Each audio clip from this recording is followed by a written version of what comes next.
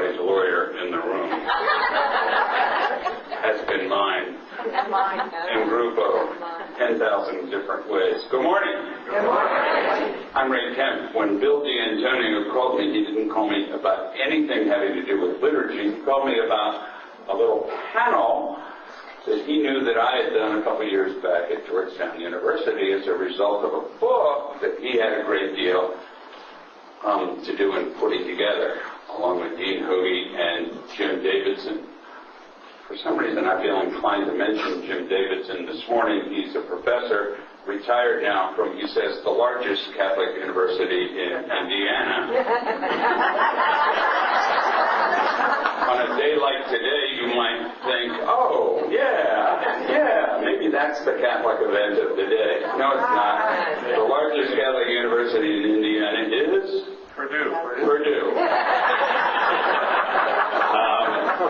Davidson, Hoagie, this godfather of this little gathering here, and Mary Gauthier put together American Catholics Today, and we had a little panel at Georgetown some years back, which got repeated beyond that at Holy Cross College a year ago, and the design was maybe something with folks from IECs and what turned out to be from a few other different sources in the church to look at the present and the future, not only of IECs, but what's the meaning of faith institutionally, how does that carry us? I want to thank Kate Doherty and Eric Carroll, my second cousin, twice removed from the Nova community, for helping put this together. What we've got, what you see in front of you, three of the folks grew up in an IEC, and I'd like them to kind of lead off. What we're really kicking about is, for those who grew up in IECs in an intentional Eucharistic community, how is that part of your faith journey? How does it hold you in the present? Where does it take you in the future? So what we're going to have is some vignettes from three of those who grew up in Comunitas. We've got, I'm sorry, Comunitas is my Holy Thursday crowd, the Nova crowd. I've got a couple of relationships here to IECs. It's interesting that my relationship with Comunitas stems from a certain gentleman by the name of James Aloysius Hickey, who is the one who said, go to Comunitas. I think it was Holy Thursday 30 years ago. Had to be. 30, 35 years ago. In any event, good morning. Good morning. I've gathered a crew together. I'm not going to introduce them all. Yes, I will. Yeah. Right next to Jim Carden, not an IEC guy, but I want you to hear from him. Jeff Brown is just finished second year at Catholic University Law School as a graduate of Georgetown. Former student of mine, a man from north of Philadelphia. What's the name of that little bird? Bucks County? Yeah. To his right is his roommate, and the real reason he's here, because basically he's got a car also from Chicago. You got the two of those up here. Let's be real. Let's be practical. Michael Hendricks is finishing his second year at Thurgood Marshall Charter School. Michael graduated both from, I always get it wrong, so you say it. What's the name of high school? Loyola Academy. Loyola Academy in Chicago, and got a Loyola Academy folks here. There you go. All right. And went to work for Justice Department, now finds himself ending second year at Thurgood Marshall Public Charter School. Next to him, Scott Christopherson. He barely qualifies as a young adult Catholic. Weighing in here at the tender age of 37, went to Stanford, now works for the Corporate Executive Board. To his right is Dan Ramirez. Dan Ramirez, Baltimore, Mount St. Joe's Relay. You know him, you've seen him. He's been here this weekend, and delighted to have him as part of this. He's part of the intentional Eucharistic community at Relay, a graduate of Loyola, and working for the state of Maryland in doing some archival stuff. To his right is Adam Clarkson, a member of a parish known well to me, a neighbor of my old place, Sacred Heart Parish at 16th and Park Road, but also Nova grad, and a man with a PhD in public health. No, not yet. On his way to As far as all of you. Hopkins NIH. To his right, a lady you've been seeing all this weekend, the new executive director of the Women's Ordination Conference, right? Got it. And from a little state called Island Road, something like that, Rhode Island, and Salve Regina College in Newport. I'm sure they would not like you announcing that, but yeah. You're sure I would not? I had to announce it because it's the place where I met Christiane Brusselmans, who went around and decided she would snip all the greenery and put together a wonderful sanctuary for one of our rites of Christian initiation of adults. More on that later. Cecilia would give a hard time too. She usually shows up late, but she was right on time. Cecilia It's all Kim. Thank you. third grade teacher, Tuckahoe Elementary School in Arlington, star of stage and screen.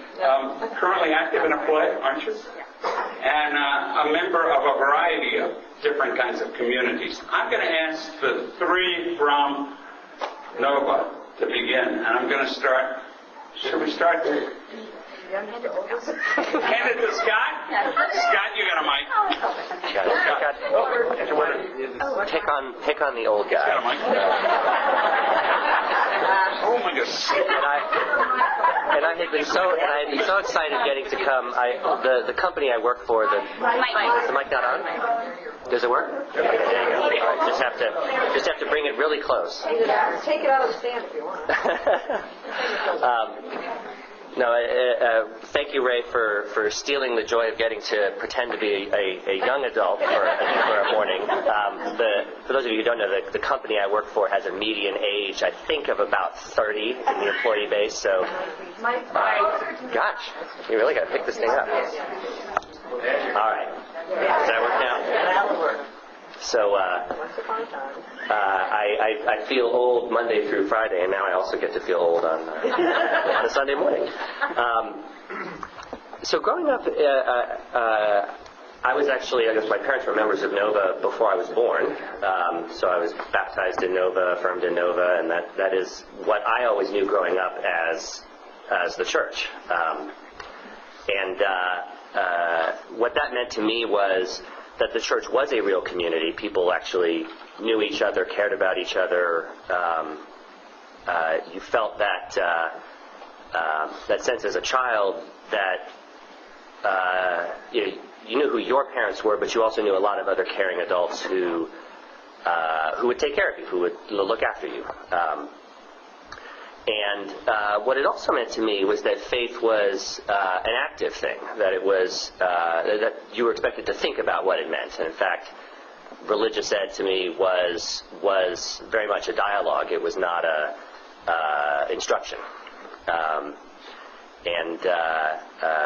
I also took away an important value just from how that community was organized, that you spent your resources on social action and on helping other people as opposed to, constructing buildings and monuments to your faith. It also, to me, was quite important in instilling a confidence that the church is universal, that it does actually reflect a spectrum of people and beliefs, and I think a confidence in sort of the goodness of the church that has been very helpful over the years when you've seen the church hierarchy not always be quite so good, and when you've seen people within the church, individuals, fall down and disappoint and not live up to their faith, or at least not live up to the teachings of Jesus Christ, that you know that the church is bigger than that, and that it is a fundamentally a good community of people. So that to me is what it's meant growing up in that, and what that's done for my personal faith. I guess the challenge now is to make sure that I know how to pass that on to my children. I have two little boys. They're as active as you were. They are handfuls. The older one is 5 and getting to that age where my wife and I are having to think through how do we bring him up in the faith? Is he aware of it? And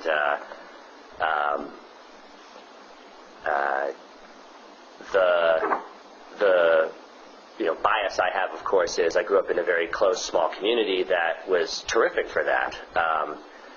That close, small community today doesn't have a lot of 5-year-olds in it, and that, of course, is a particular challenge for us as we take on our duty as parents to pass on that faith to our kids. Good.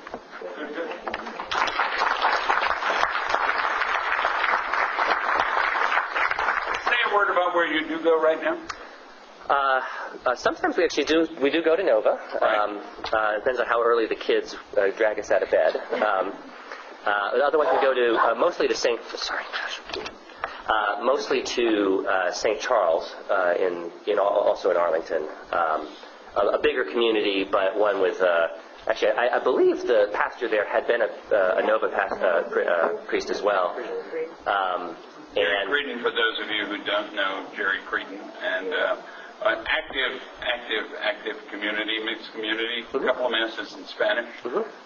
I know I celebrated reconciliation for 3.5 hours there on Holy Monday of Holy Week. It's quite an active and vital parish with great young adult ministry, I think. Michael, did you not go there once or twice? So, there you go. Okay. Adam, I'm coming down. All right. We're doing IECs. This is Nova crowd. Cecilia, you're coming. Well, first of all, let me start off by saying thank you for allowing me to participate in this panel and in this discussion on faith and IECs with all of you. Speaking for myself, I grew up overseas, and my father, who's actually in the audience, worked for the U.S. Agency for International Development, and so we traveled around a lot. And I lived in Costa Rica, El Salvador, Egypt, and Niger. And I can remember all throughout my childhood being part of a Catholic community in some way, shape, or form. And we would go to Mass every Sunday. Sometimes it would be in a physical church building. Sometimes it would be having a Mass at our house or a Mass at a neighbor's house. And we had many family friends who happened to be Franciscans or other priests. So I really associate my childhood with a very close connection with the Catholic Church. When my family moved to Virginia in 1995, we joined the Nova Catholic community based in Arlington, Virginia. And what struck me as novel about Nova wasn't the fact that we met in a middle school. It was the fact that after the homily, members would participate in a dialogue and would openly explore their faith and ask questions and really dig deep. And, to me this represented something pretty unique. It went from Mass being more of, let's say, a play almost, to a full contact sport. It was active. So, that was pretty cool. Yeah.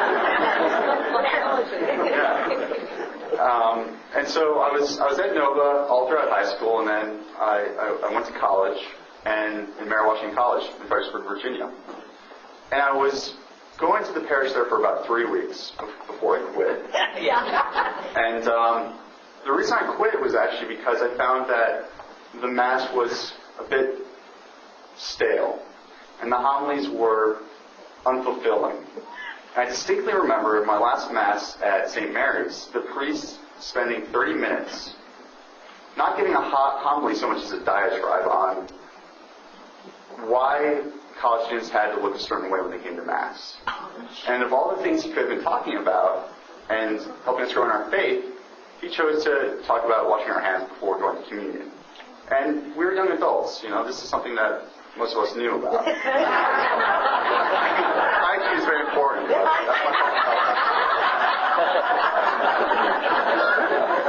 So what I ended up doing for the next 4 years is actually living my faith through volunteering.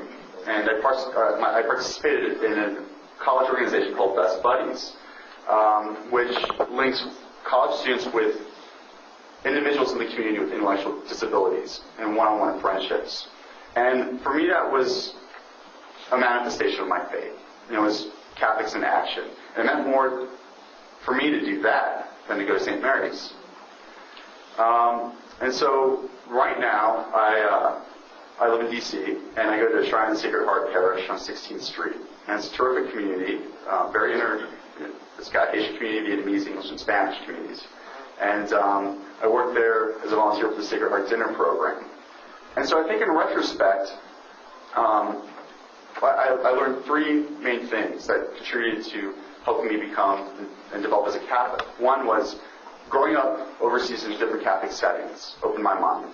Number two, the Nova Catholic community really taught me to explore my faith, dig deep, and ask questions. And so I didn't feel trapped in my faith. And number three, I found that volunteering could become a mechanism for putting my faith into action. And so I think between those three things, it makes me comfortable with who I am as a Catholic today. So,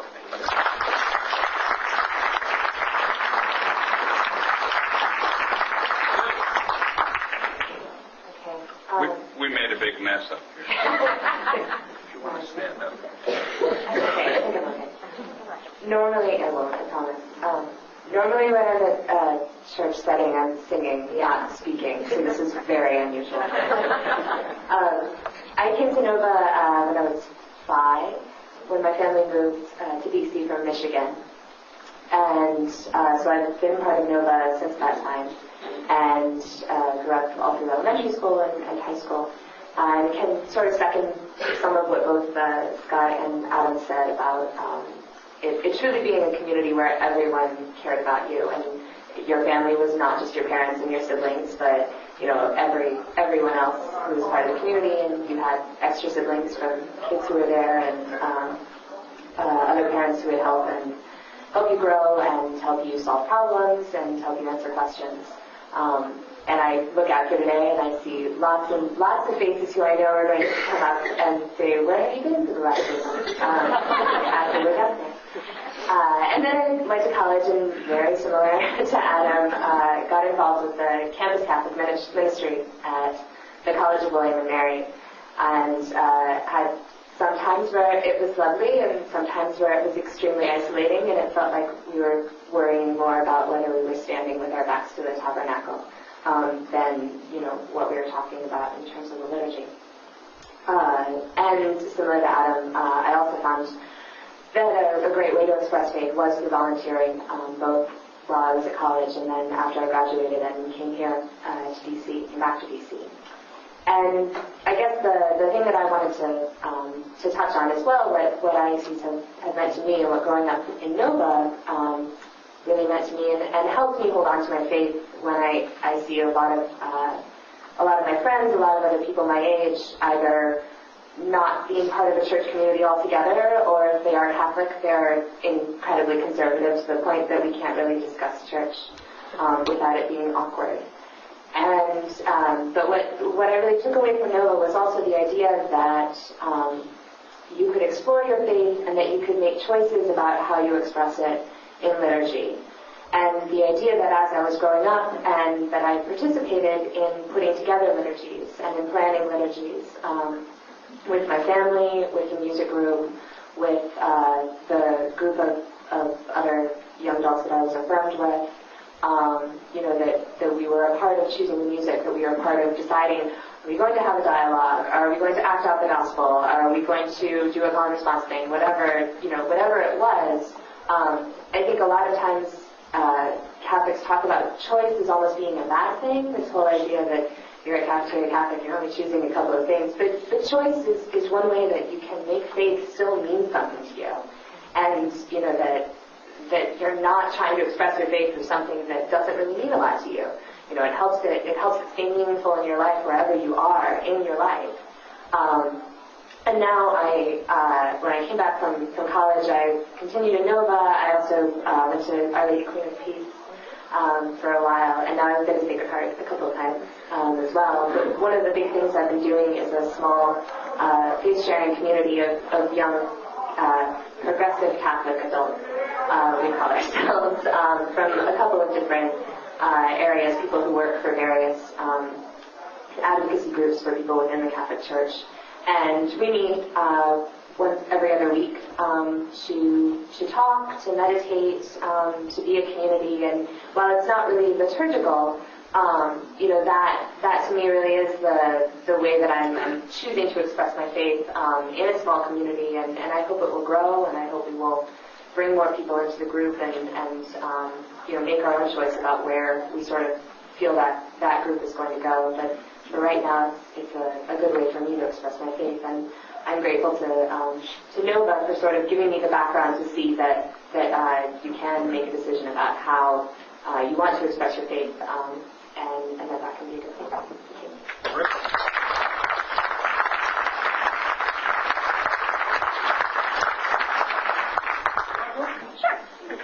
Sure. Aaron? I got my degree in sociology.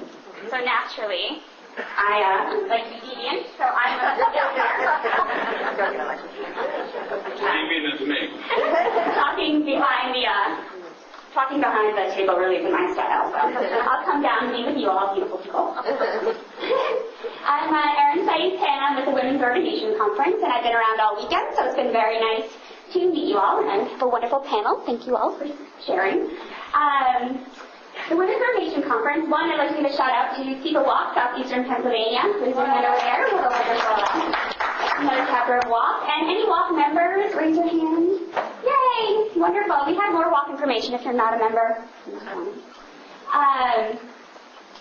Since I've been at WALK, people ask me, well, actually, let me first start with, the Women's Ordination Conference does have we have calls with Call to Actions Next Gen group and Future Church, where we connect other young people in their 20s and 30s with small, faith-sharing, progressive communities like Cecilia. So we meet on pretty regular conference calls, and we network people. If people contact us by email or phone or Facebook or Twitter or whatever, we connect them with other people. We send out emails, and we get people connected. So we've been starting more groups like Cecilia's group that was just mentioned. So, but since I've been here, people ask me over and over, how did I get involved? Like, how did I just show up? So I wanted to share a little story. I am a post-Vatican II, post-feminist revolution baby. And I think that says volumes. I did not grow up in an IEC. I went to a church. I grew up in Catholic school from pre-K all the way through college. And our Catholic church, already by the time I was involved, had made strides post-Vatican II. We had liturgical dance. We had a folk group. We met in a circle. You know, there was an upstairs church and a downstairs church, and we went to the downstairs church where everyone, gathered in a circle. And it was very progressive. And in my Catholic school, though I realized that this isn't very common, we had workshops on how to come out to your family. So they were very, very progressive.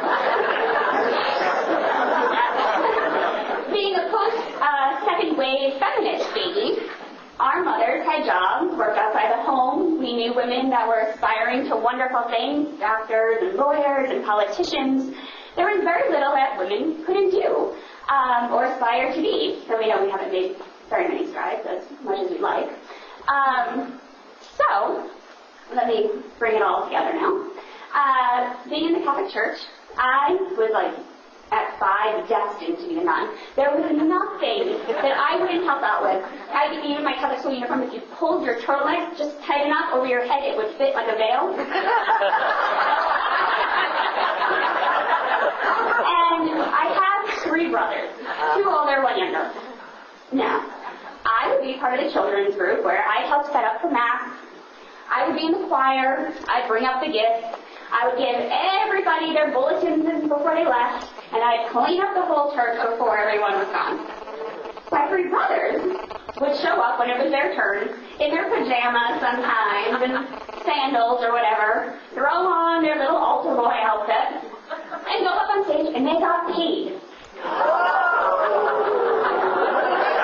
got paid $5 for regular Mass, $10 if it was a funeral or wedding.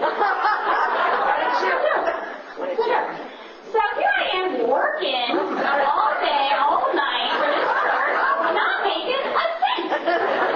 Well, obviously I learned about equal pay pretty quickly also. So this really was starting to bother me. And we had this new little seminarian come to our school. Of course, and he had no idea what he was getting into. says, well, I'd like to know if anyone has any questions. So I said, yes, I have one. I want to know why, at this point I'm 12, I would like to know why I can't be an altar boy. I mean, I seem to be doing a lot of the same work, but I just can't, I think I could handle it. I think I even know better than most of these W's over here.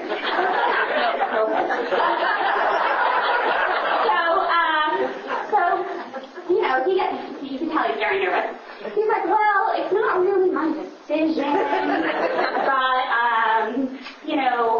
you seem to care about the church, Aaron, so I know your church doesn't have a youth group, why don't you start a youth group? And I was like, well, it's not really answering my question, and I don't really know what kind of change that would do, so I thought about it, and then that Sunday, they were telling everyone you could join the parish council, run for election for parish council.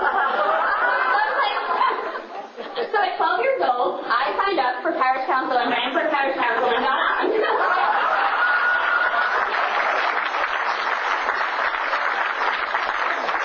So when you ask me how I got involved, I've actually been doing this for nearly 2 decades. And so that's a little bit about my story. And here I am at the Women's Nation Conference, still fighting good fight. I stayed with parish council, by the way, through high school, and during that time I did see women become altar servers. So we know in places like Madison, Wisconsin, those strikes have been taken away. Women are no longer in that diocese allowed to be altar servers. Just one particular church. In St. Barnabas, yes. Thank you for that correction. So that's how I got involved, and when you say, I started a new fundraising campaign, I want you to know. I've heard over and over, it's so nice to see a young face here. Well, every time, thank you, by the way, that's very nice, but every time the next person says it, there's a $1 donation that's going to walk. And you can say the walk with Yarrow.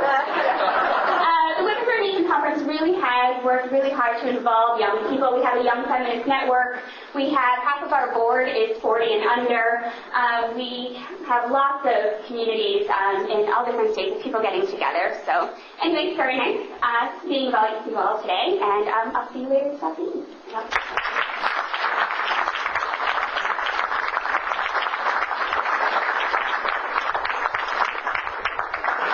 Thank you, Aaron. Dan.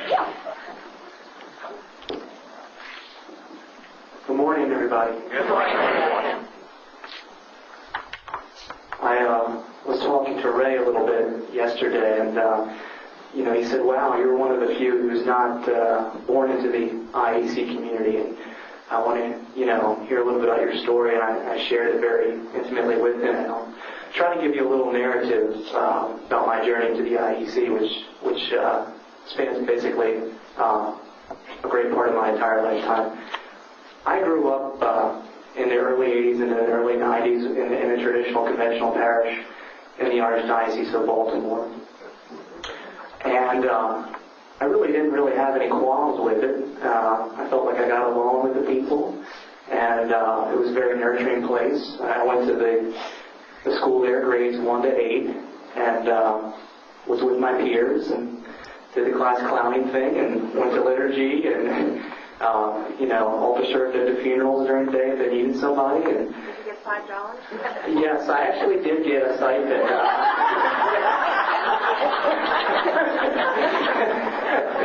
So, I didn't complain about that. Yeah, sure. I didn't get paid. And so that was basically, the first 13 years of my life. And I got this sacrament of confirmation by a wonderful bishop who I've since learned more about after his death and in his life, a guy named Bishop Murphy from Baltimore.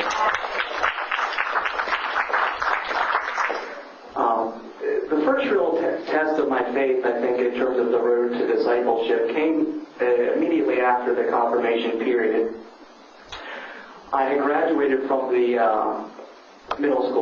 elementary middle school, and began to enter the high school. And at that point, if you're going to high school in Baltimore, you have a choice of 3 big high schools, all of which are very good academically, athletically, and you probably know who they are. But I was sent to one, and looked forward to it, actually. Got very involved in athletics and that kind of thing. But I could tell that I just didn't feel that the environment for me was very Christ-like. On the outside, we were saying, hey, this is what we stand for. But in terms of the day-to-day, I just didn't feel a warmth or compassion. I felt like what we were being instructed to do was you get good grades, you get involved, then you go to college, you study hard in college, you get a job, and that's that. That whole lifestyle, I tried to do that, I tried to get the good grades and did well athletically, academically, and that kind of thing. Really strove to do that. Got into papers for some of my achievements at the time. Left that experience. I was still going to the parish on Sunday. The homilies for me were not bad. No one in the church went out of their way to harm me or anything, but I wasn't being nourished. There was no warmth to it. I really struggled, and this is a crisis that lasted about 7 to 8 years. Going to liturgy faithfully, doing it every Sunday, trying to do your best to other people, being very warm to them, and maybe not getting warmth back. Went to college in northern Baltimore City at Loyola, which turned out to be a good experience. It was co-ed, so that was helpful. Shocker there. I stopped by campus ministry and got involved initially as a hospitality minister there, which is, the guy who kind of sits at the back of the church and hands out the flyer and says, welcome. I made the mistake of volunteering to do that at the 11 a.m. Sunday liturgy instead of the 6 p.m. or the 8 p.m. So I missed the main traffic.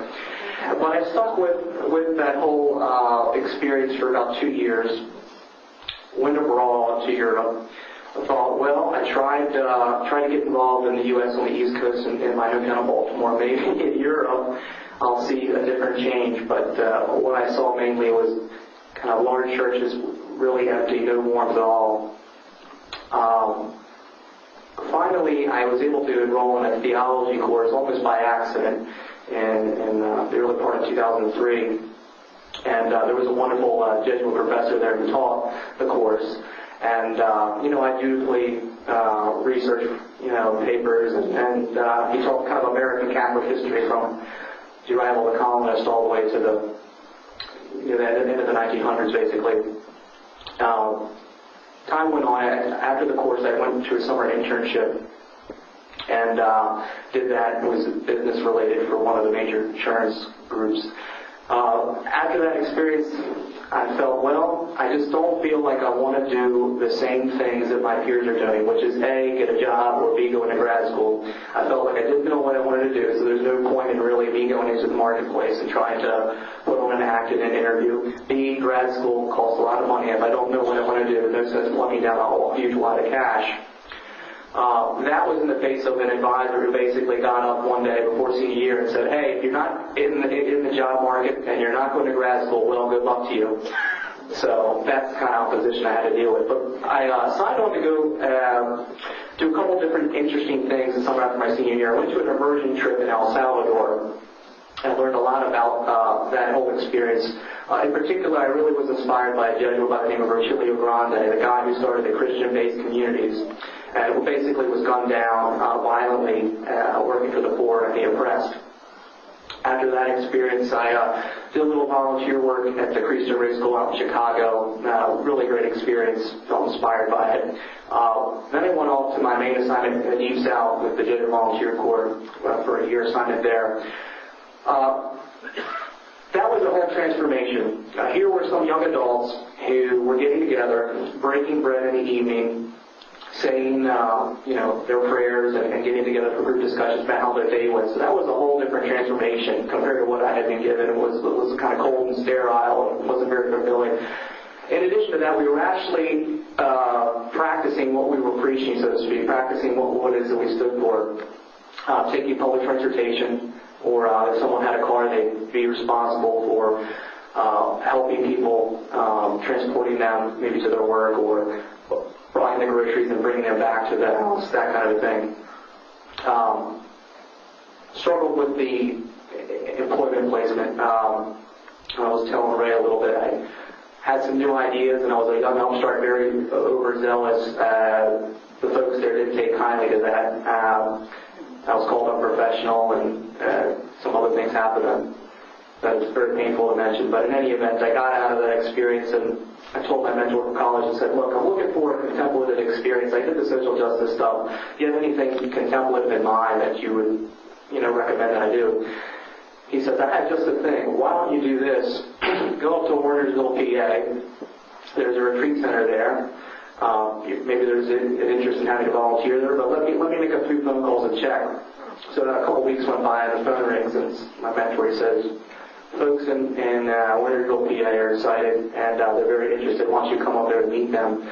Met with the folks up there. The concern was that I was basically the only young person there, but in any event, I decided, what the heck, this feels like the right place. There's a lot of lovely people here. It's a community that brings you together. So I did that experience and had a really good time. That was kind of a healing process for me. Participated a lot in sacristan work and greeting the guests, doing some basic fundraising stuff. It was really nourishing to the spirit. That experience ended, and I said to my mentor, okay, I feel called to go back into the work world back home. And he said, well, I think what you need to do is take what you've learned through all these experiences and go to a parish and put this into action. And I said, okay, that sounds right. Went back to the home parish, and it just didn't click. No one went out of their way to be harmful. The people were lovely, but it wasn't nourishing. I felt like if I tried to get involved, there was a lot of roadblocks in terms of bureaucracy. A huge place, 3,500 families. You can very much get lost in the crowd. October 2007 rolled around. I put my foot down very violently, and I said, there must be a way to do this better. There has to be a smaller group that's really consistent, with Jesus' message, which is simply love God and to love neighbor. There has to be a group that's out there doing this in the area. And someone said to me, you should check out this group in Relay, Maryland. I lived in the area for all these years and had never heard about them until now.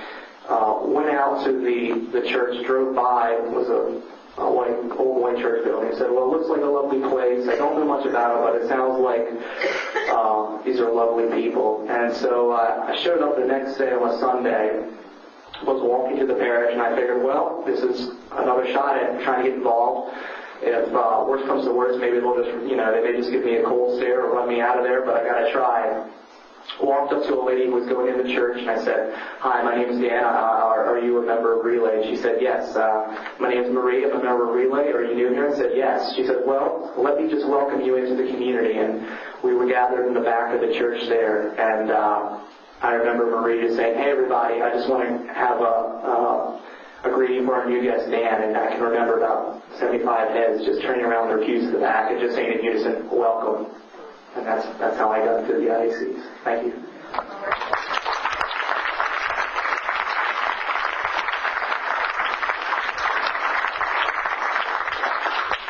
Story. More to come, more to come, more to come. You're in the first chapter of this IEC thing. Okay. Michael Hendricks, say a little bit about Good morning. Yes. The first thing I'd like to say before I start is, if I'm the driver, Father Kevin, I'm going to give you my gas bill. Give you $5 to serve.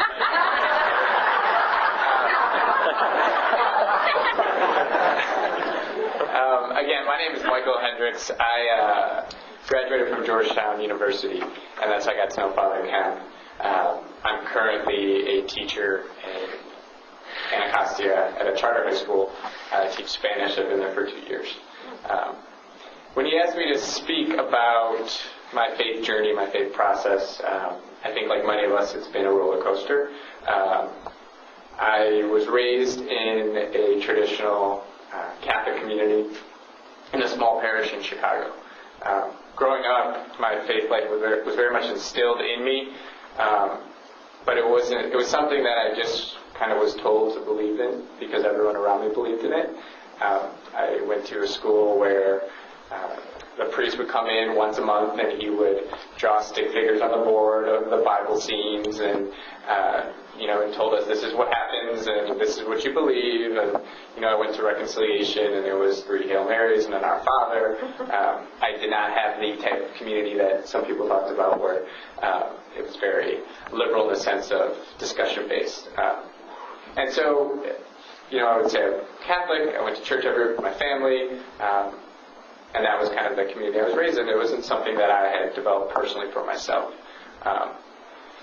And then I went to high school. I went to, as Father Kemp mentioned, I went to a Jesuit high school. It was actually the largest Jesuit high school in the country, Loyola Academy.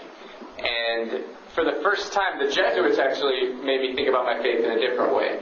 The whole idea from day one of my high school experience was you're men and women for others, and that's how you define your faith. And for me, this was kind of a turning point in my life, just in my own faith journey, being a teenager, developing my own sense of self-awareness about God, about Jesus. And so in high school, I really became involved in campus ministry and the idea of social justice. And I had Jesuits, I had leaders in the church that were supporting that mission with me, who weren't drawing stick figures on the board of Bible scenes. And so I really came to see my faith life expressed through action. Be that with Spanish, which is something that I continue to use, going into communities, helping the immigrant population and whatnot, going on retreats in high school, leading retreats in high school. Very similar, I think, to the types of communities where many of you grew up. To be honest, I haven't been very familiar with these communities before. But that's kind of how I defined my experience in high school. And then I went to Georgetown, which very much to an extent promotes that same philosophy. You just have to go out and find it on your own. And so, like I said at the beginning, my faith life has been a bit of a roller coaster. Growing up, not really knowing what my faith would be, kind of feeling and finding that in high school, and continuing that for the first part of college. I also, my junior year, went abroad to Spain for 6 months.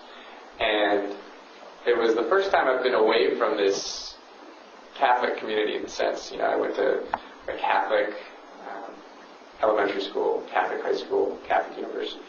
I'm actually in grad school now, not at a Catholic. Changing that up. But I went to Spain and I was in Madrid, and Catholic country. It's supposedly a Catholic country.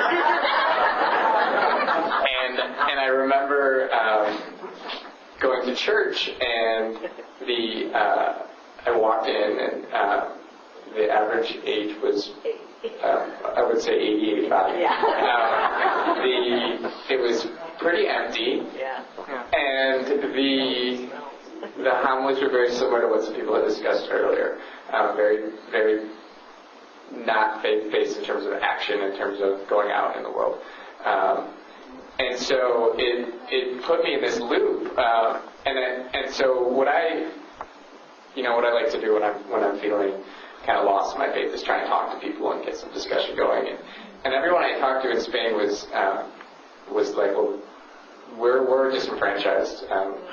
We have given up with the church. And what was frustrating to me is that because they gave up on the church, they gave up on their faith life as well. And it forced me to really question some things about where I stood within the church, particularly because the representation was so bad there of what the church stood for, particularly in the history of their country and in Europe in general. And I also remember one other quick thing is I remember meeting a lot of people who looked me straight in the face and said, I don't believe in God. There is no God. And I think for me it was really hard to hear that because it just changed my schema of what, of my own reality, I guess, that people truly believe that. And then for me, that's a concern that people would become that disenfranchised to the point where they lost their faith in God. So, like I said, it's been a roller coaster, and that was a time of growth for me. I came back, and I guess what I've learned from this is that, my own definition of what it is to be a Catholic is not necessarily the definition for what's been imposed maybe in Spain or what was imposed upon my, traditional Catholic childhood.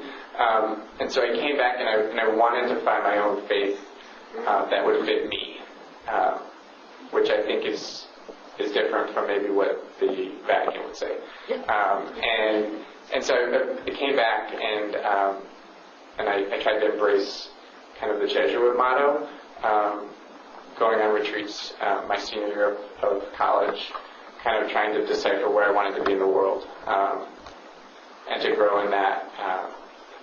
I can say right now, when I look at my faith as an individual, I still see it more, not necessarily even with the church, but more in my relationships with others. And that's why I'm currently teaching and coaching. It's more because that's where I see God in the students that I work with. I haven't necessarily been able to find that faith community right now in terms of local churches. I still find myself going back to Georgetown's campus for their 8 o'clock Mass because it's really the only place where I still feel that sense of Jesus and the gospel, of living out your faith life, of social justice. And so that's kind of my crossroad right now, how I can incorporate working with people beyond just Sunday Mass, and to discuss these issues that I think are important for the youth. They're important, I think, for everyone as Catholics. So I'm continuing to grow. It's still up and down the roller coaster. Say a word about Ecuador. Sure. I spent some time in South America, and it was kind of the contrast for me of Spain, in the sense of, I went from, when in Spain, it was, you went to Mass, and your faith was defined by whether or not you went to Mass. And I spent some time in South America working with indigenous local communities, leading high school students there. And I really grew in my faith in the sense of finding Jesus in people. I still remember a priest from college telling me, who is Jesus? Jesus is love. And if you want to know Jesus, then love other people. And so working with people there who really had very little. And I know that's kind of cliche to say, everyone says that. But just in local interactions, it was a way for me to develop my own faith life.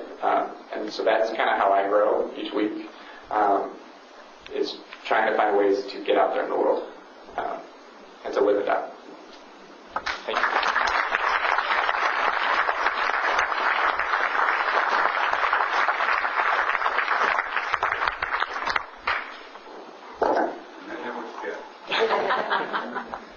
Last but not least. Like Father Kemp said, my name is Jeff Brown, and I'm roommates with Michael, and I think we really had similar upbringings, which is probably why we befriended each other when we got to Georgetown. And but I, unlike some of the people at the other end of the table, grew up in just a traditional church, more like Michael, Sunday Mass, and CYO basketball, and CYO track and cross country, and we went to Mass every Sunday, my family and I, and but there was certainly no dialogue. It wasn't a full contact sport by any means. I kind of sat there like this. When are the donuts? That's a blood sport.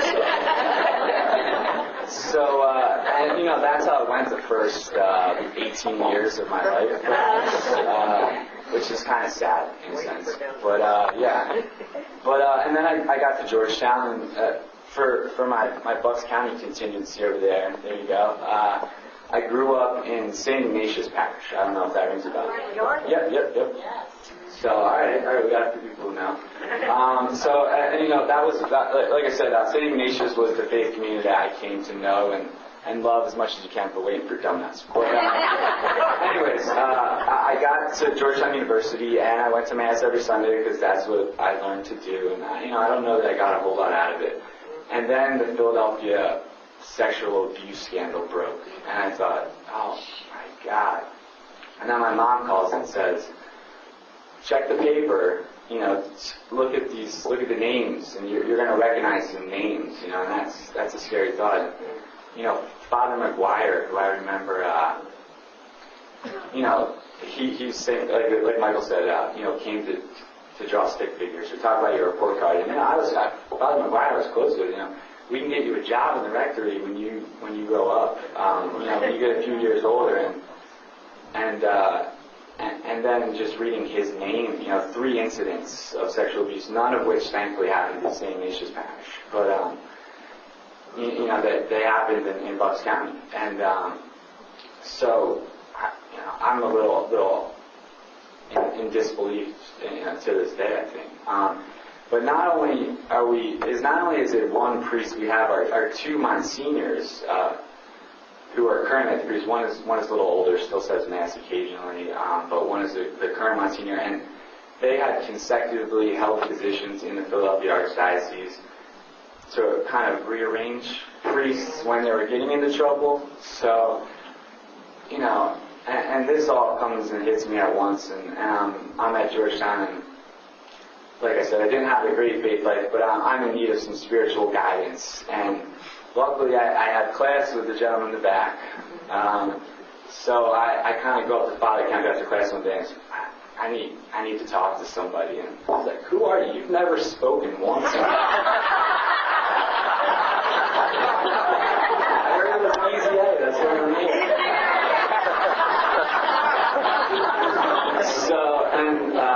That's how our relationship started, and has since developed. I like to think that he gets like kind of my monthly diatribe against the Catholic Church. So just an email or an angry phone call. I think the latest was I go to Catholic University of Montgomery, and I'm in their law school right now, and very, very conservative, very conservative.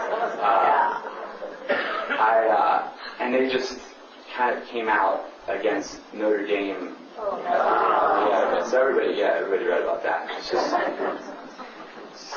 I won't go there right now. But that was his latest, lengthy email, lots of anger.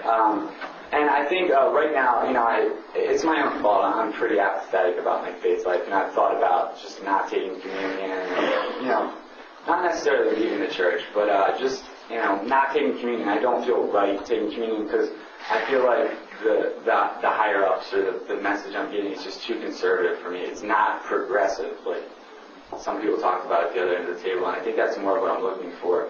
But I'd like to say right now I go to St. Mary's because it's St. Mary's in Chinatown. I don't know if any of you are familiar with it, but it's because it's 2 blocks away from my house. And at St. Mary's I get a catechism lesson like I was in the 4th grade. And at Catholic University, the Basilica, which is beautiful, but I get a biblical history lesson, and neither of them do anything for me. And so that's really where I am right now. I haven't really come to any answers about my faith life, but Father Kent brings me to these things because I think he knows they're good for me, and it's good to.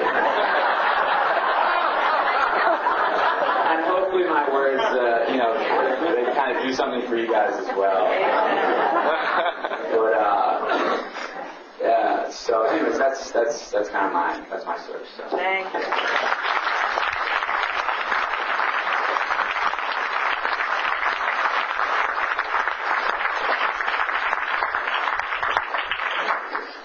The truth is, you're good for me. Look at this crowd of folks panel. They're looking for some sense of present future. If you had to design a present future for church that we know, that we love, that we wrestle with, that we struggle with, what's the picture? What are just some of the elements in the stew? And I just start here and go right down the line. Some of the elements in this stew. You're going to have to be more specific. Start at Logan Circle or Scott Circle. What are some of the elements in that stew that you gather with of a Sunday or a weekend? A weekend, Thursday.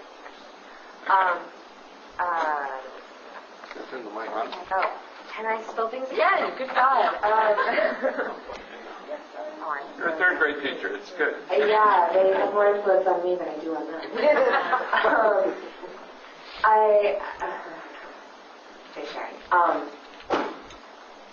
I mean, community is the big thing, and that's definitely something that's been present since I started going to NOVA. The idea that you're with a group of people that won't judge you, that will listen to you, and that's open to going in different directions and to doing different things each week. When we had a meeting, we've been meeting for just over a year now, I guess, and we had a meeting maybe 2 months ago to sort of talk about, what we had done in the past year, what we liked, what we didn't like, and one of the big things that we all said was that it was nice that everyone was open to things that maybe they weren't necessarily familiar with. Some people much prefer to discuss readings that are from Scripture. Other people like to include music. That would be me. And other people would rather discuss, readings from other sources in a faith context. Things that are connected to the liturgical calendar, things that aren't. But the idea that you're with a group of people that's sort of open to whatever you bring to the table. And I think that's a really important place to begin, with people who will listen, with people who will not be judgmental, we'll kind of go with the flow and are open to what comes along. A variety of faith lives, did you say? Yeah. Okay. I think something that's extremely important is, for young people looking towards the future, is a connection with social justice. Millennials, who are those born after 81, are surveyed in Mr. Antonio's book, as 91% say that the thing that they care about the most is helping the poor, that is the church teaching that they take with them. So when looking at how you can build, perhaps, or bring young people into your communities, having some connection with a social justice or looking from yesterday's panel and incorporating it into what you do is something that young people truly care about.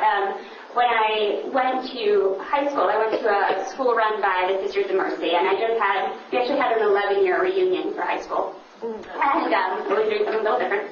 And it was so interesting to see these other women that I went to school with. They are all involved in some form of social justice work.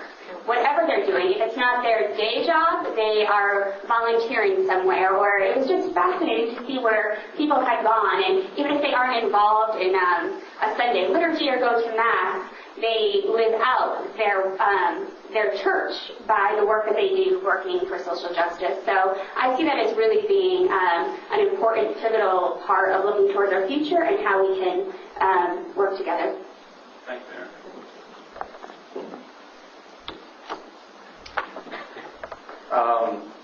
Well, no offense, but looking out into the crowd today,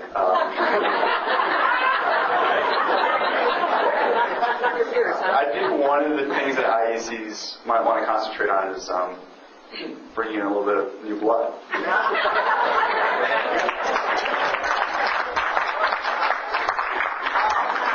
Wow, that's a good question. I think it's important first to recognize why young people aren't in IECs and maybe why they are leaving the Catholic Church or aren't as involved. And from my own personal experience, being both a Catholic and I guess a liberal or progressive, whatever you want to call it, you have this, it's like having two parents. You love very much and you always fight.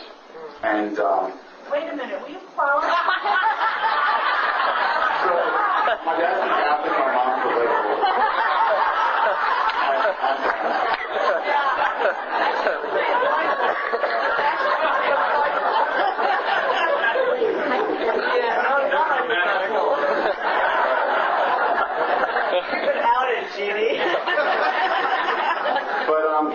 what I mean by that is, it seems at times that we have conflicting views. For example, as a liberal, I believe in gay rights, and I believe that women should become priests.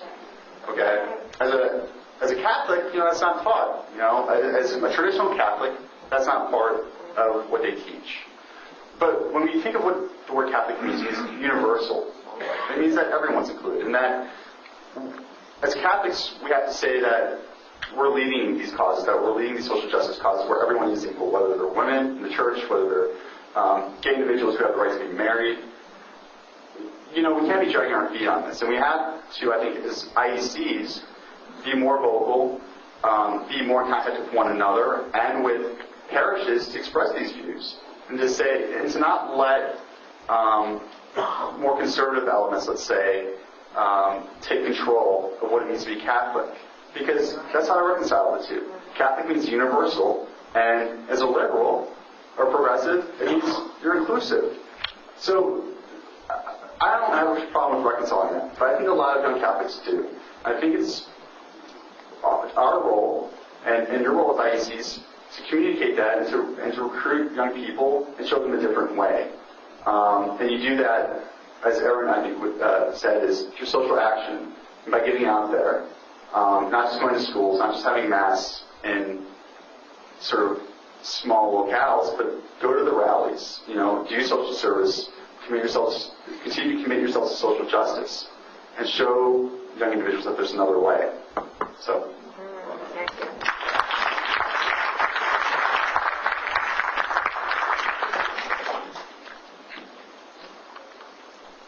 Hello again.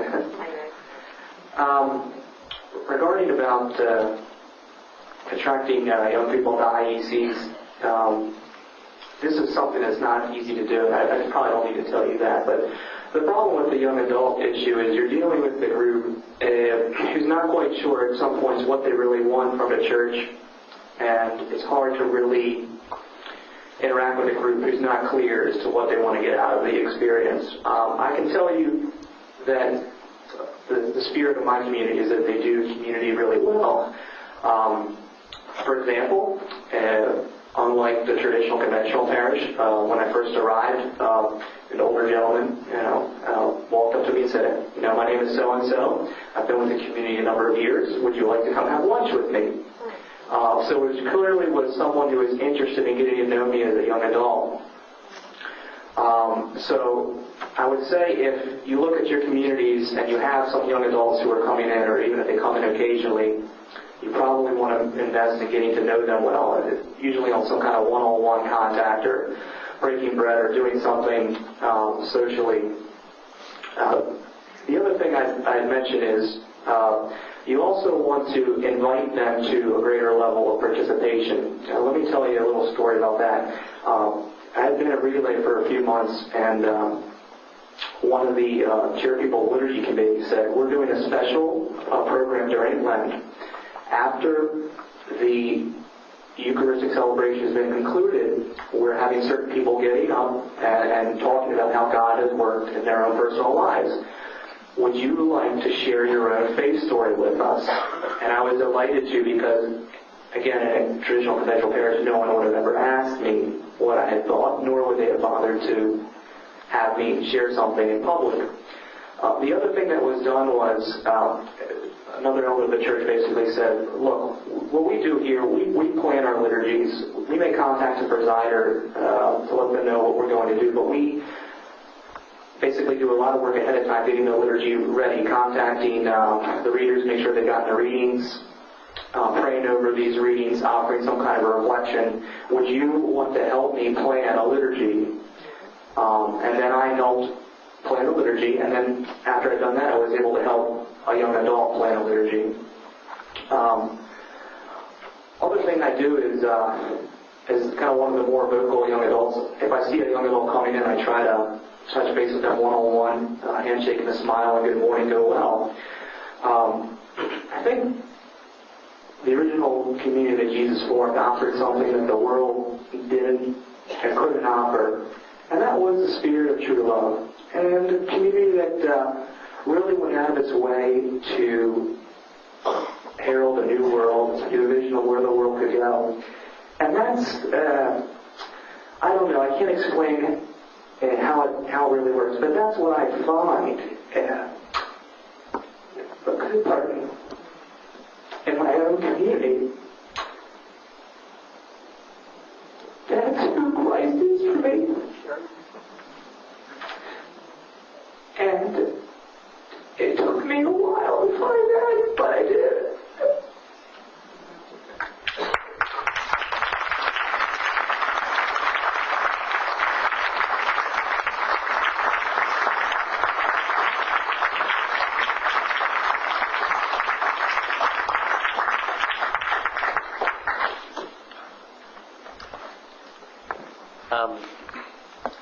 Last month, I visited my grandmother with my kids and wife, and oh, of course, we arrived there actually the day before Palm Sunday, and she goes to the Saturday evening mass, so we went promptly upon our arrival.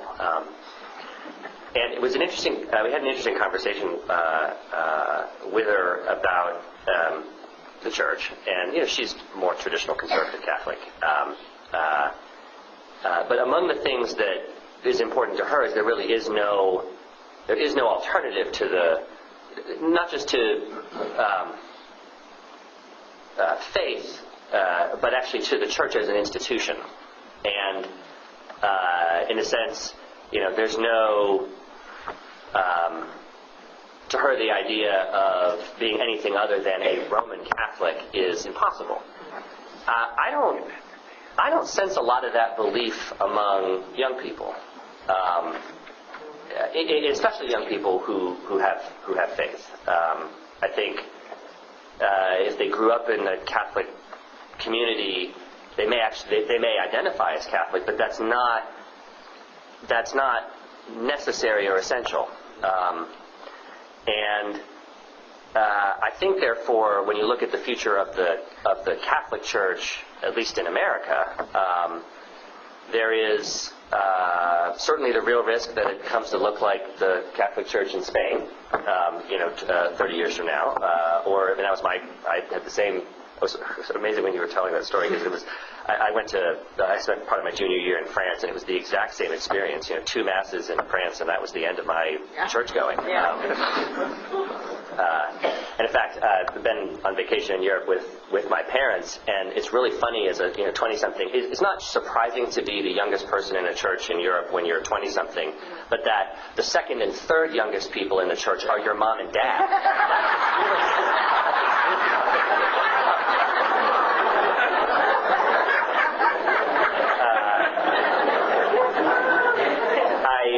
I hope that's not the future of the church. I'd say if that's where it heads, and certainly there's nothing coming out of the Vatican to prevent that from happening.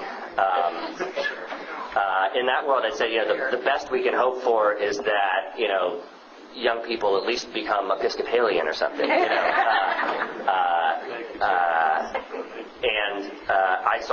I really hope there is a way for, since I don't anticipate the parish hierarchy of the Catholic Church being especially welcoming or nourishing, that I do hope there's a way to keep something else in parallel alive, because otherwise it's sort of like you really do see the future of the Catholic Church is there right at its home. Italy's no different.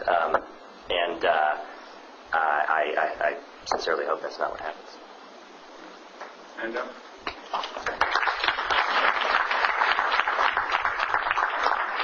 I'll be rather brief, because I think everyone's kind of touched on many of the issues that I would agree with. I think there's 2 things. One, the image of what it is to be a Catholic, I think, conflicts with the image that young people have for what it means to be a Catholic, meaning the universal image. If you say Catholic, what does that mean to you? And you ask someone on the street, I don't think that's the right image that we want. So that disconnect needs to be filled. How do you fill that disconnect? And I think conversation, discussion, amongst not only just within Catholics, but amongst different faith communities. I think at times it gets so political different religions, and then we forget that, especially amongst Christians, what it means just to be a Christian. And I think there's very few differences if you look between faith communities that are Christian about what that means. And so those dialogues that aren't happening, I think, need to happen. And something like this with youth, another question is how do you get them there? And I think you have to change that image of what it means to be a Catholic, so it's got to start small and work its way there. So that's what I would say. And it helps if it's 2 blocks away, right? Right. You have to change that image.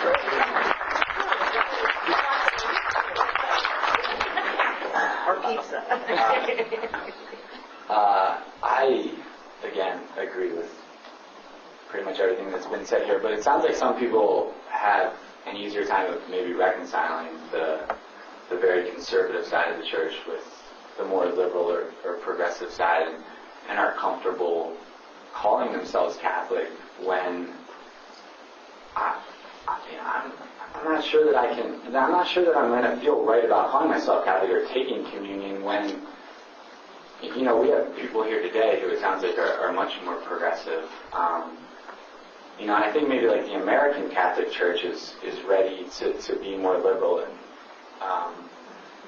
but what about the rest of the world? And it's the Catholic Church is worldwide, so maybe that's why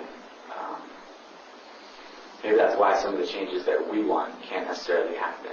And I don't know. I don't have any great answer, except that I'm really scared that the Catholic Church is, you know, people like me are just gonna, I'm gonna drift away. And so, anyways, I don't have any great answer to that question. Thank you.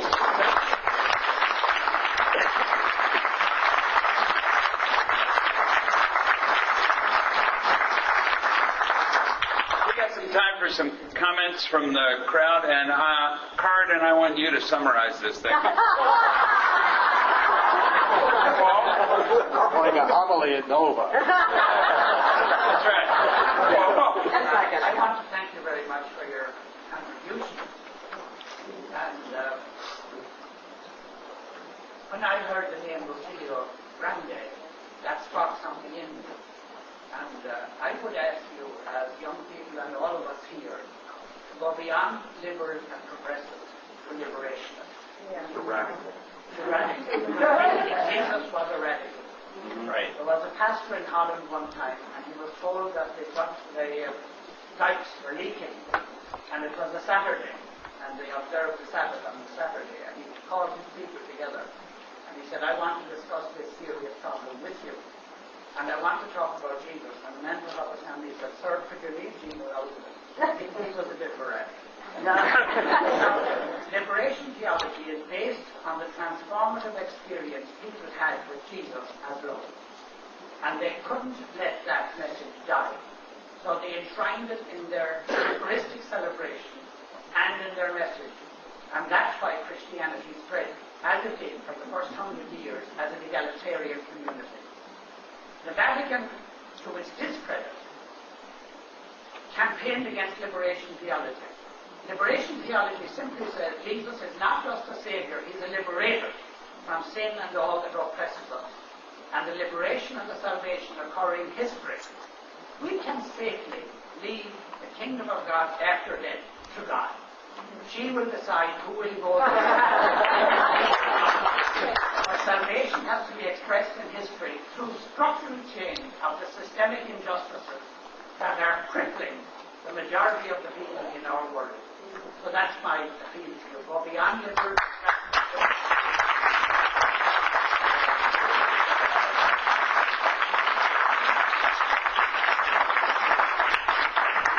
I just want the young people to know what a gift they are to us, so we hear their stories, and also that we have a directory of intentional Eucharistic communities. You can dip in occasionally if you want to, wherever you are.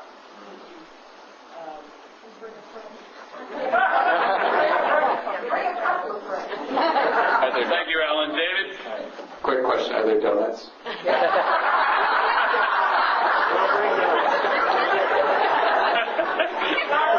Donuts with free lunches. I want to. David? As one of the old guys, what I'm thinking here is, I have a very strong feeling about what needs to be done. I'm just 50 years too old. I want you guys to take back the church.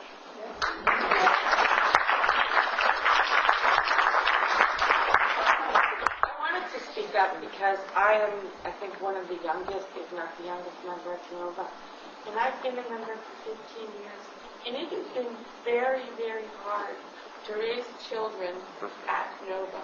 So I would go and I would teach Montessori religion at St. Charles, because Creedon is a fair guy, and in the Diocese of Arlington he believes in social justice, and then run and hear the homily, the dialogue homily at Nova. And years and years and years of that. And I would do, my son, I wanted him to get affirmed and confirmed. So he went from 9:30 to 5 o'clock at night. John Mooney remembers this. It was very, very difficult. And it was a paucity that I felt. And that I was not married to a Catholic. And it was very hard. So I want to find a way I don't want to tell you need to leave. I want to find a way to support people like you. I want to find a way that we, who have all this knowledge, love, and community, can reach and support people like you who emerge from college, who want to find and grow and plant and belong. And I think, and I just have a question, because it would, it's totally off the wall, but I lived in late Mass. I went, at the end of, because if I didn't get some nourishment, I couldn't face the week raising little kids. So you take 10:15 is the only time Nova has Mass. So at least of all the things Catholics do, they have at least 10 Masses a weekend that you can find. But I want to say, and then I'll drop, that that it is really, really hard to find it at, Adam, I'm very glad you have. I knew you when your hair was dyed. My kids were dyeing their hair.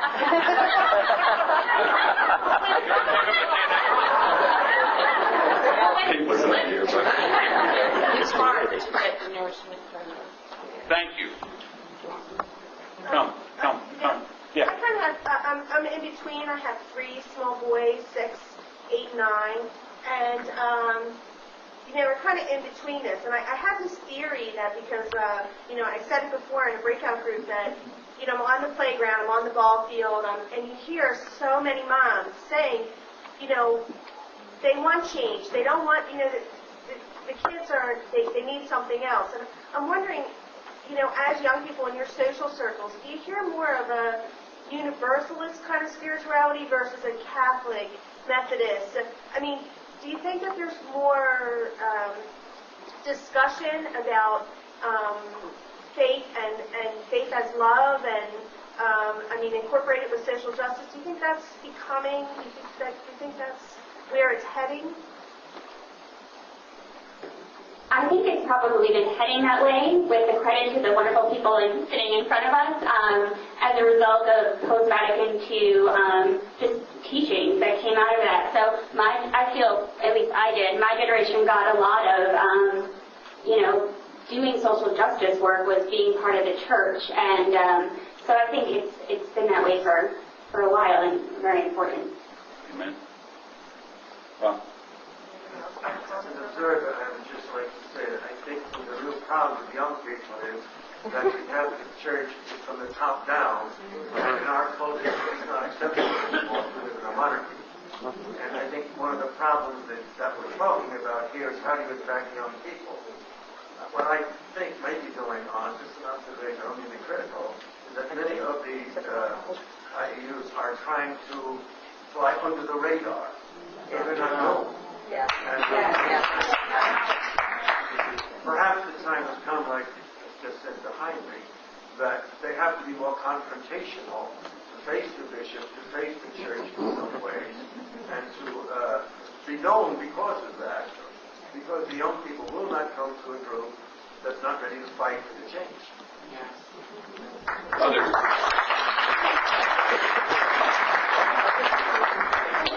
guys give me great hope that our future is going to be just fine.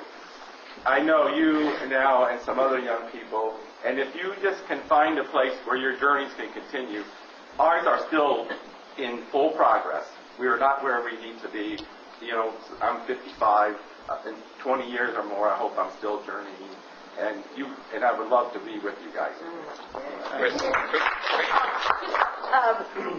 Yeah, we'll continue. It would be really nice to have new blood and energy. I must admit, I've been kind of tempted to think about, you know, what does a community like Nova have to offer, as well as wondering whether outreach, I mean, this is kind of crazy, but like, do you go to, like when you're in a hospital and you have a discharge planner in the hospital, you know, when you're ready to leave, do you go to Georgetown University and you say, you know, how do we pick them up from now? I mean, you know, how does that, we do fly under the radar. We keep a low profile intentionally.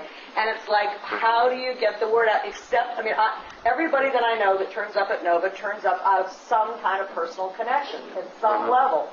You know, it's who do you know, or, you know, you don't run ads in the newspaper. It's not appropriate. I don't think you run ads in the newspaper. But I must say, I'm really curious when I see in Mosaic Harmony and some of my other settings, I'm always talking about Nova just like other places and kind of wondering how you reach out. Way over. Yeah. One of my biggest fears, I have 4 children, 19, 21, 20, I don't know. Whatever. I think my fear is what I'm hearing from a lot of their peers is that you have that ultra-conservative thing coming up with the young seminarians, and it's a very scary thing. And my kids were brought up in a traditional parish, but with not quite so traditional parents. And so, you know, hopefully they're a little bit open there. And so, but that's my fear. And now as they're young adults, they're looking for more new kind of young adults, and not finding it. So I'm interested in that network thing. And I have one daughter who I know, you know, has been in touch with Daniel and possibly you on the end. I don't know. I'll talk to you later. That's what for them. I just want to know how they can connect with other people. Go ahead. I attended the breakout session last night on youth. And I guess because I spent my life as a marketer, I looked at it as a marketer. And so I heard 3 trains of thought. One was, don't even bother, it can't be done. Don't even bother what? It can't be done. Oh. The second was, don't even bother, but what we need to survive, we need to grow. So direct your marketing at disaffected adults. The third was, if you are going to try to attract youth, don't try to attract these guys. Try to attract the young family. Okay, now you got a problem. How do you provide religious ed? One of the members found a religious ed course that is family-oriented. So you do your religious ed at home during the week. You don't do it on Sunday at the church. I do. I think organize. If I can break in, I think you make an important. The third point is a really interesting one. Because I will say, just on my own journey. I mean, from the junior year in France experience until getting engaged to another Catholic who was actually a regular churchgoer. I probably, in that time span of 12 years, went to church 50 times, maybe, something like that. But being a parent makes you think about church differently. And it is a moment that we do have to get back at. I mean, you can bring people back at that moment because they even if they are not wed to the Catholic Church or find Mass a necessary part of their life, you do care a lot about how your kids grow up and the values that they come to acquire. And you're not going to get that in the school. And the home is a good start, but even if it's not low, that's not the word I'd use. But it's just if that's the only place where your children get it, are they really going to get it? You know, it does take a village. It does take a village, and so you want to find that village for your kids, and that suddenly does matter. I got one over here, I got one here, and I got Bill D'Antonio. You have an announcement. Yes. You and you. Some of us have raised our children in small Christian communities. Yep. Our kids are in their 20s now. Some of them searching still, in fact. But we've also, in raising them in small communities, in a time that we were verbal in talking about our faith and talking about the Catholic Church, we have liberated them from that sense of obligation, from that you have to follow this hierarchical structure. So we freed them. Some of our daughters are ordained ministers in other traditions. Okay. Some of our sons are active in social justice. Possibly for some of them to come back to an IEC today would be like going backwards. Gotcha. They are more open. In that first talk that we heard on Friday evening from Dutch Church, they're open to interfaith communities. They want to be involved in social action, making a difference, changing the world. So part of, for me, is how can we catch up with where they are? Good. Since the question of children's education has been mentioned several times, I'm from the 1030 Catholic community in Denver. Let me just mention two things about that. We use children's education as a marketing strategy to attract new people. Now, not everybody who brings their kids to our children's education becomes a member of our community, but some do, and that's been the source of our growth. Secondly, sometimes we have only 2 or 3 kids in a class, but people love to teach those 2 or 3 children, and it's very successful. Do it. Second last word. Godfather. You've been to Madrid, you've been to Paris. When you get to Rome, go to the Church of Santa Maria in Trastevere at about 8:20 p.m. on any evening and watch people like you gather every night and learn from them what you can do.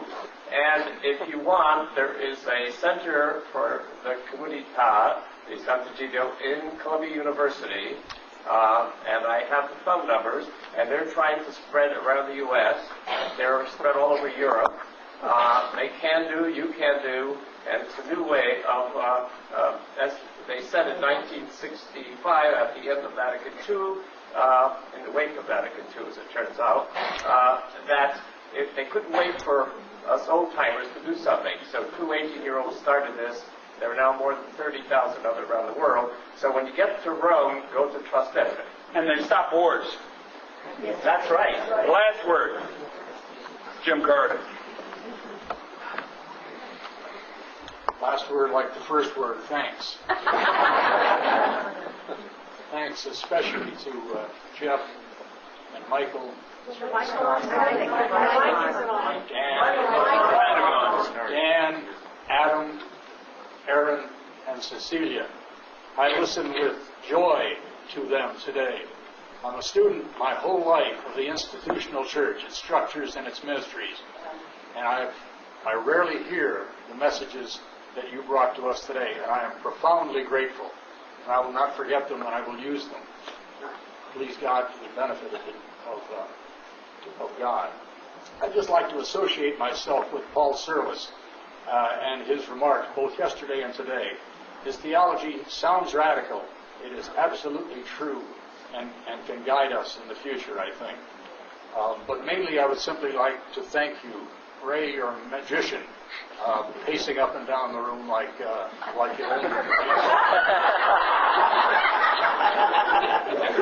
hiding behind the Jesuits and everything you do. You Thank you all so much for having especially these young people to talk to us this morning. Thank you.